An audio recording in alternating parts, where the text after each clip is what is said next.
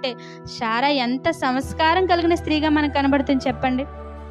ఇదిగో భర్తతో పాటు 3 మనుషులు అతనితో మాట్లాడడం చూసి ఆ చోట కాకుండా గుడారంలో ఉన్నది. ఇది స్త్రీకి ఉండాల్సినటువంటి సంస్కారం.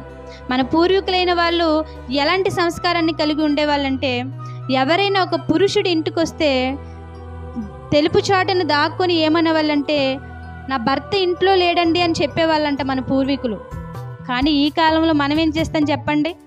మన భర్త లేనప్పుడు ఎవరైనా ఇంటికి వచ్చారనుకోండి, ఎవరి కోసం వచ్చారండి అని అడుగుతాం. మీ భర్త కోసం వచ్చారు అని అన్నప్పుడు మా భర్త లేడు అని ఎవరైనా వచ్చిన వ్యక్తిని తిరిగి పంపిస్తారో చెప్పండి?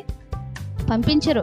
మా భర్త లేడండి, కూర్చోండి, మా భర్తతో ఏం చెప్పాలనుకుంటున్నారో అది నాకు చెప్పండి, తెలియజేయండి, నేను నా భర్త వచ్చిన తర్వాత ఆ మాట ఆయనతో తెలియజేస్తాను అని చెప్తారు ఈ రోజు ఉన్నటువంటి స్త్రీలు.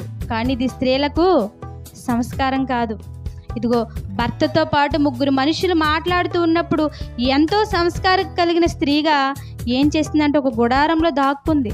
ఈరోజు మనం కూడా మన భర్త లేనప్పుడు పురుషులు ఎవరైనా ఇంటికి వచ్చినప్పుడు భర్త లేడని తిరిగి పంపించేయాలి. అది స్త్రీలకు ఉన్నటువంటి సంస్కారం. అంతేకాని వాళ్ళెవరో మనకు తెలియదు, వాళ్ళతో మనం ఎందుకు మాట్లాడాలి? మాట్లాడకూడదు. ఈరోజు ఈ సంస్కారం అనేది స్త్రీలలో కరువైపోయింది. వేసుకునే బట్టలలో సంస్కారం ఉందా చెప్పండి? మాట్లాడే మాటల్లో సంస్కారం ఉందా? నడిచే నడకలో సంస్కారం లేదు. పెద్దలతో ఏ విధంగా మాట్లాడాలో తెలీదు. తల్లిదండ్రులకు వ్యతిరేకంగా మాట్లాడుతూ ఉంటారు. అంటే ఈరోజు సంస్కారం అనేది ఆడవారిలో మనకు కనబడటం లేదు. ప్రతి ఒక్క స్త్రీని దేవుడు ఏ విధంగా ఉండాలని కోరుకుంటున్నాడంటే సంస్కారవంతంగా ఉండాలని దేవుడు కోరుకుంటున్నాడు. సంస్కారం అనేది చాలా ప్రాముఖ్యమైనది. అందుకే మనకు టీచర్లు చదువు చెప్పేటప్పుడు ఇదిగో మీకు చదువుతో పాటు సంస్కారం గలవారుగా ఉండాలని మనకి ఎన్నోసార్లు గుర్తు చేస్తూ ఉంటారు. ప్రియులారా, దేవుడు కూడా మనకు అదే నేర్పుతున్నాడు. క్రైస్తవ స్త్రీలుగా మిమ్మల్ని చూడగానే సంస్కారం గల స్త్రీలుగా మనం కనబడాలి.